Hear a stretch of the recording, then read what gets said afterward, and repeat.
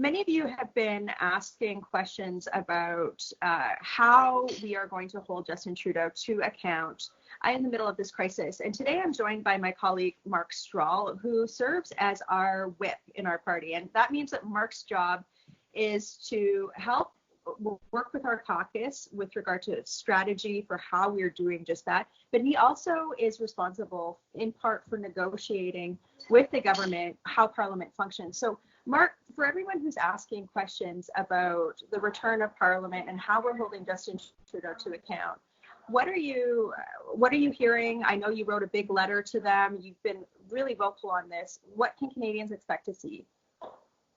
Well, I think what they expected was a responsible approach to Parliament during the COVID-19 pandemic, and I think we've taken that the entire time.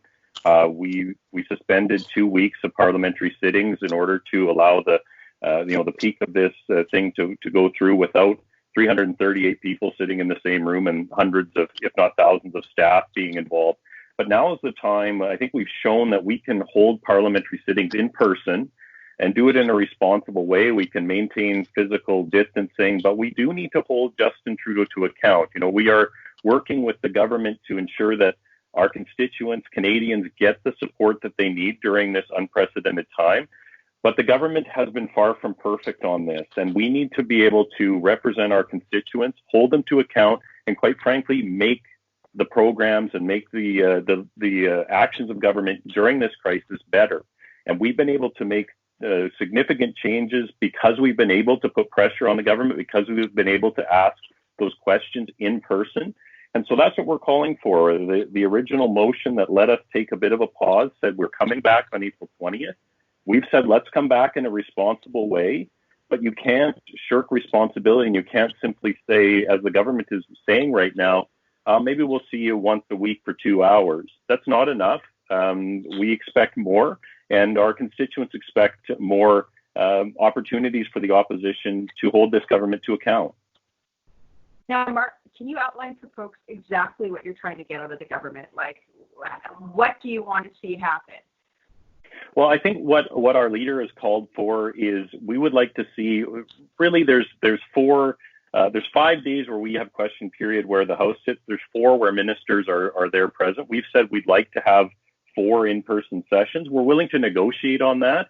We're not willing to negotiate down to 0, and we're not willing as well to simply have Parliament become a virtual exercise. We believe that the in-person, face-to-face debates and questions are what help us to hold this government to account. So there's lots of businesses, there's lots of services that are happening in a reduced capacity. We respect that. We're not expecting 338 members to fill every seat, but we need to have a representative group from our caucus there to question the Prime Minister, to question his ministers in person multiple times a week. That's what we're fighting for.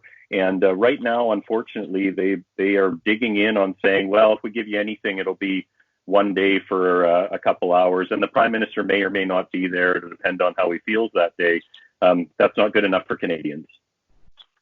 So do you want to touch at all on the fact that we're in a minority parliament situation, and this isn't just about us and the Liberals. There's the Bloc, the NDP, and the Greens. Do you want to touch upon that dynamic at all, and how that is affecting accountability in Parliament?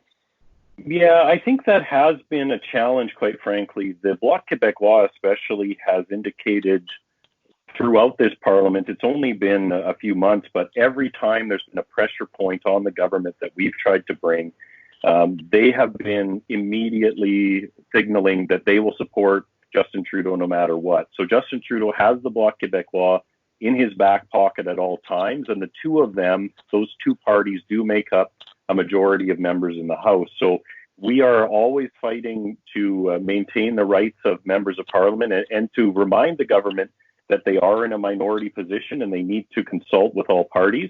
But unfortunately, the Bloc Québécois has been really compliant with the government and has just simply said, basically, whatever you need, we'll give you, which is, I would say, an abdication of their responsibilities to Quebecers and the people that they represent. But that's the posture they've taken. It does make our life a little more difficult because of that dynamic.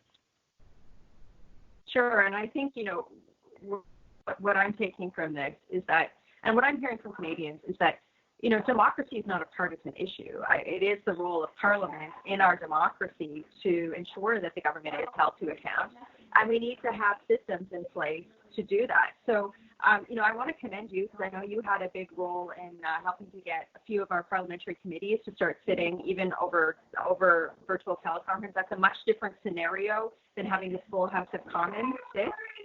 But I think the key message is that we want to make sure that Canadians know is that we understand our role, and it's to have scrutiny of the government, and the government just doesn't get a free ride. We want to help Canadians. We want to make sure that that we're addressing this crisis, but at the same time that there is scrutiny, that we are working in a democracy. So when do you think we can, what should Canadians be looking for over the next few days with regard to this particular issue? Well, if we don't come to an agreement, the reality is that Parliament, by an order of the House, is coming back in some capacity on April the 20th. And so the government actually, the media has kind of played this as conservatives are demanding this or that. It's actually the government, the Liberals, that are coming back and trying to shut down what has already been agreed on. They're the ones trying to shut down parliamentary accountability. Right. And what we've said is that we want to have, we understand the need for modification, but we won't take a shutdown. So there are negotiations that are ongoing. But quite frankly, I think that we're on the right side of this because governments need to be held accountable. And taking a Team Canada approach, which we keep hearing about, you don't have a Team Canada approach when more than half the players are put on the bench. And it's our job to come forward, to make these programs better, and to hold the government to account. I'm sure people are aware. They're seeing things like, we're shipping PPE to China, personal protective equipment to China. Now we're finding out the government destroyed 16 weeks worth of stuff that was set aside for just this situation. The government doesn't have any problem spending money, but they're not spending it on the right things. So when we're in Ottawa, when we're holding the government to account, we can help them make better decisions. That's our job, and we expect to do it on behalf of Canadians and behalf of our constituents. Well, Mark, thank you so much for taking time today. I know you've been really busy working on this and fighting for Canadians. I think everyone, our leader across the party, this is something that's really important to us. And I hope it's important to every Canadian of all political stripe. As we look at relaunching the economy, we also have to make sure that our democracy is intact and that we are holding the government to account to get the best results for Canadians. So thank you, Mark. Working hard for you. Have a great day. Thank you.